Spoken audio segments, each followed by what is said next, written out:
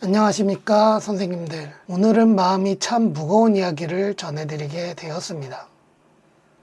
혹시 선생님들께서는 1997년을 기억하십니까? IMF 외환위기가 닥쳐온 나라가 혼돈에 빠졌던 그 시절 말입니다. 그때 우리가 금모으기 운동을 하며 나라를 구하려고 했던 그 마음, 아직도 생생하게 기억하고 계실 겁니다. 오늘 제가 들려드릴 이야기는 바로 그 IMF 위기의 상처가 아직도 아물지 않은 전북 군산의 이야기입니다. 영상 시청 전에 구독과 좋아요 부탁드립니다. 영상 제작에 큰 힘이 됩니다. 1997년 전북 군산에 거대한 자동차 공장 하나가 문을 열었습니다. 바로 대우자동차 군산 공장이었죠. 당시만 해도 대우자동차는 현대자동차와 어깨를 나란히 하는 우리나라 대표 자동차 브랜드였습니다. 티코, 라노스, 누비라, 레간자, 이 차들을 타고 다니셨던 기억이 있으실 겁니다. 군산 시민들의 기대는 하늘을 찔렀습니다. 연간 27만 대를 생산할 수 있는 최첨단 공장이 들어서면서 2,000여 명의 일자리가 생겼고 협력 업체까지 합치면 수만 명이 공장과 연관된 일로 먹고 살 수 있게 되었으니까요. 하지만 이 꿈은 그리 오래가지 못했습니다. IMF 외환위기가 닥치면서 대우그룹이 무너졌고 2000년 11월 대우자동차는 법정 관리에 들어갔습니다. 그리고 2001년 9월 21일 결국 미국의 제너럴 모터스에 매각되었습니다. 2002년 GM이 현금 2억 5,100만 달러를 포함해 총 4억 달러로 GM 대우를 출범시켰을 때 사람들은 다시 한번 희망을 품었습니다. 세계적인 자동차 회사인 GM이 인수했으니 이제는 안정적이겠거니 생각했던 거죠. 하지만 GM의 전략은 처음부터 달랐습니다. 2013년 GM이 쉐보레의 유럽 철수를 결정하면서 군산 공장의 주요 수출 시장이었던 유럽 물량이 급감했습니다. 공장 가동률이 70%에서 20%로 떨어지기 시작했죠. 2018년 2월 13일 GM은 마침내 군산 공장 폐쇄를 전격 발표했습니다. 2,000여 명의 직원 중 1,200여 명이 희망퇴직했고 600여 명은 부평이나 창원 공장으로 전배치되거나 무급휴직에 들어갔습니다. 나머지 400여 명은 아직도 부름을 받지 못하고 있다고 합니다. 그런데 2019년 새로운 희망이 나타났습니다. 바로 명신이라는 회사가 GM이 떠난 군산 공장을 1,130억 원에 인수한 것입니다. 문재인 정부가 위기 고용 지역인 군산에 전기차 클러스터를 만들겠다며 국정과제로 추진했던 군산형 일자리 사업의 핵심 기업이었죠. 당시 계획은 정말 야심찼습니다. 3년간 35만 대의 전기차를 생산하고 1,700명의 일자리를 창출하겠다는 것이었습니다. 정부와 지자체는 3,440억 원의 막대한 예산을 쏟아부었고 사람들은 다시 한번 희망을 품었습니다. 2021년 6월 24일 명신은 군산형 일자리 생산 1호차인 전기 상용차 다니고벤을 출고하며 새로운 시작을 알렸습니다. 그때까지만 해도 모든 것이 순조로워 보였습니다. 하지만 현실은 가혹했습니다. 2024년 5월 28일 매일경제의 단독 기사에 따르면 명신이 5년간의 실적 부진으로 전기차 사업 철수를 사실상 결정했다는 소식이 전해졌습니다. 실제 성과는 참담했습니다. 목표했던 38만 대 생산 계획 대비 실제 생산량은 고작 4,300여 대, 달성률 1.3%에 불과했습니다. 1,700명의 일자리 창출 목표도 530명에 그쳤죠. 명신이 위탁 생산을 맡기로 했던 중국의 전기차 회사 바이톤이 2020년 자금난으로 도산했고, 이후 다른 중국 업체들과 협력을 시도했지만 모두 경영난에 처하면서 계약이 무산되었습니다. 2024년 5월 22일 명신은 결국 전기차 완성차 사업을 중단하고 자동차 부품 및 자동화 설비 사업으로 전환한다고 발표했습니다. 현재 군산 공장에서 근무하는 224명 중 70여 명을 구조조정할 계획이라고 합니다. 2017년 현대중공업 군산조선소가 가동을 중단했을 때 2018년 한국 GM 군산 공장이 폐쇄되었을 때와 너무나 비슷한 패턴입니다. 통계청 집계에 따르면 한국 GM 공장이 폐쇄된 2018년 군산시 실업자 수는 5,000명으로 치솟았습니다. 이 수치가 정상화된 것은 코로나가 지나간 2022년 상반기가 되어서였으니 얼마나 큰 충격이었는지 알 수 있습니다. 군산 공장 폐쇄로 감소한 지역 총 생산액은 전체의 16%인 2조 3천억 원에 달했습니다. 전라북도 전체로서도 생산액 마이너스 1조 4,944억 원, 부가가치 마이너스 3,961억 원, 취업자 수 마이너스 3,690명의 경제적 파급 효과가 나타났습니다.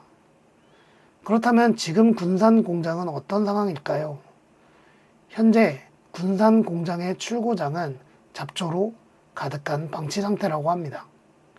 명신의 지난해 매출액은 1,752억 원으로 2022년 2,151억 원보다 22.8%나 감소했습니다.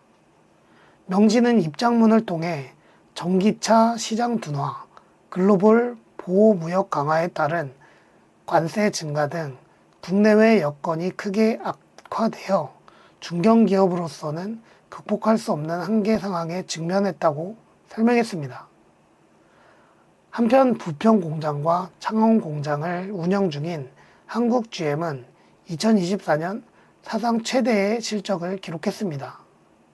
영업이익 1조 3,573억 원, 당기 순수익 2조 2,077억 원이라는 놀라운 숫자입니다.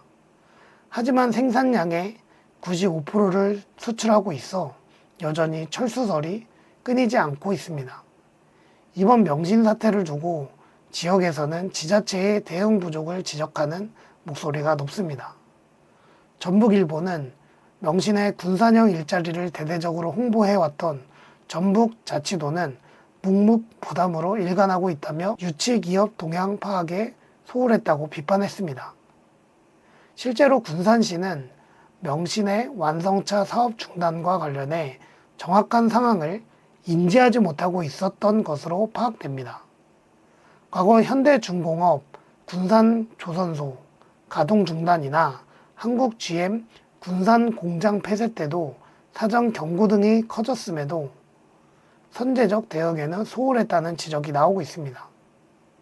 군산형 일자리 사업의 핵심 기업인 명신이 전기차 사업에서 손을 떼면서 군산 전기차 클러스터 구축이라는 당초 계획도 휘청거리고 있습니다.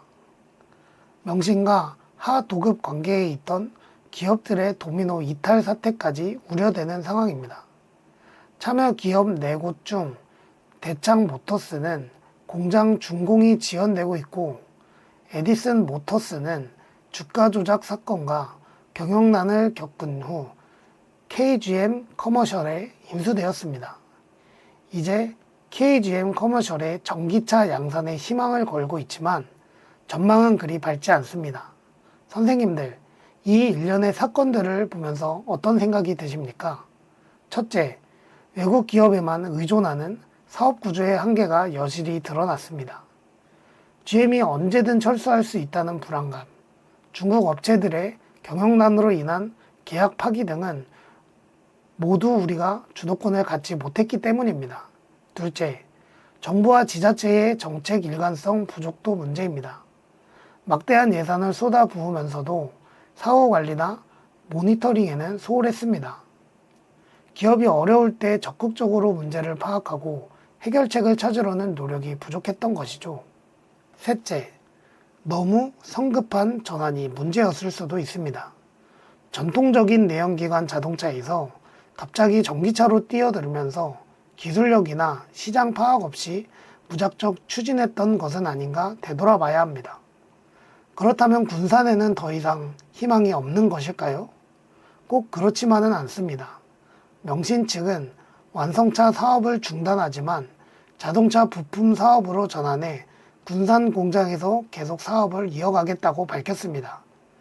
기존 명신의 주력 사업인 차체 부품 분야에서 현대차, 기아뿐만 아니라 미국 테슬라와도 협력을 늘려가고 있습니다. 또한 KGM 커머셜이 올해 8월경부터 전기차 양산을 시작할 예정이어서 완전히 희망이 꺼진 것은 아닙니다. 다만 당초 계획했던 대규모 고용 창출은 어려울 것으로 보입니다. 이런 상황에서 우리가 참고할 만한 사례가 있습니다. 독일의 작센주는 동독 통일 이후 경제가 무너졌지만 폭스바겐을 중심으로 한 자동차 클러스터를 구축하면서 다시 일어섰습니다.